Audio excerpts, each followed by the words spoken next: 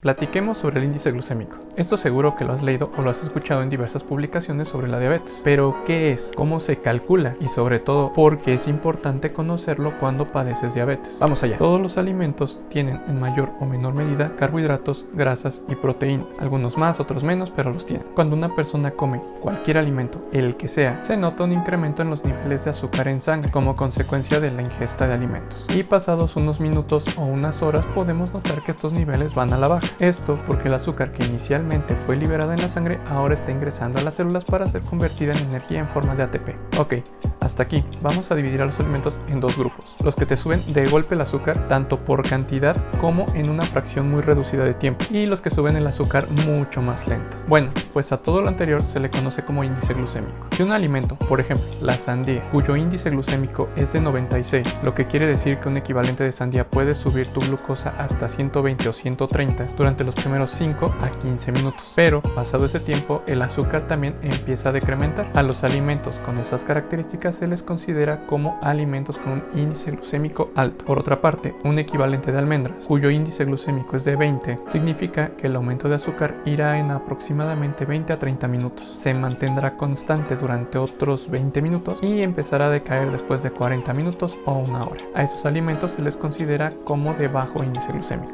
Por lo tanto, el índice glucémico es la relación que guarda el tiempo para subir la glicemia y la cantidad de azúcar que tiene un producto. Ahora, ¿por qué es importante esta situación cuando tenemos diabetes? Por dos razones. La primera, que el azúcar sube muy rápido, y la segunda, que se perpetúa la resistencia a la insulina. Resulta que los vegetales tienen la capacidad de modificar su índice glucémico, y bueno, el resto de alimentos también, pero principalmente se nota en vegetales.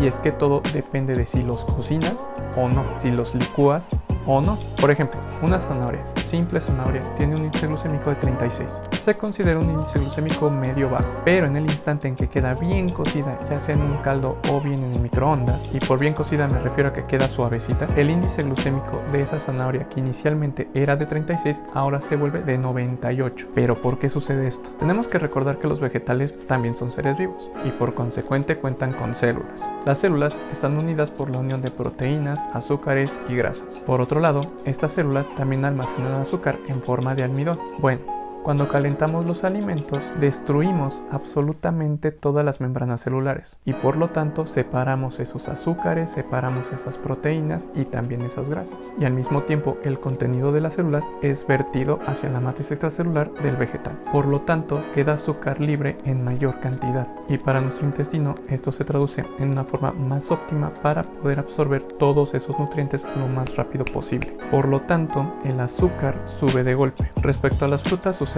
algo similar. Aunque ellas no se cocinan, sí es muy común convertirlas en jugo e incluso acompañar estos jugos también con verduras. Cuando por la acción mecánica de las aspas o el exprimidor extraemos el jugo, también estamos reventando las paredes celulares y sucede exactamente lo mismo. Por ejemplo, una piña, cuyo índice glucémico es de 58, lo cual se considera moderado, se puede ir hasta 90 o 94 cuando se convierte en jugo. Por otro lado, hay algunos otros alimentos que en apariencia son saludables, pero en realidad no lo son tanto, solo por su índice glucémico. Por ejemplo, el arroz, cuyo índice glucémico es de 98 ya cocinado, y también tenemos la sandía, que sin ser procesada tiene un índice glucémico de 96, uno de los más altos. Y esto es por su composición nada más, ya que son alimentos que en realidad contienen mucho almidón. Finalmente, cuando los alimentos tienen un índice glucémico bastante elevado, además de que tienen tendencia a elevar el azúcar de golpe, también estimulan al cuerpo a bajarla de golpe.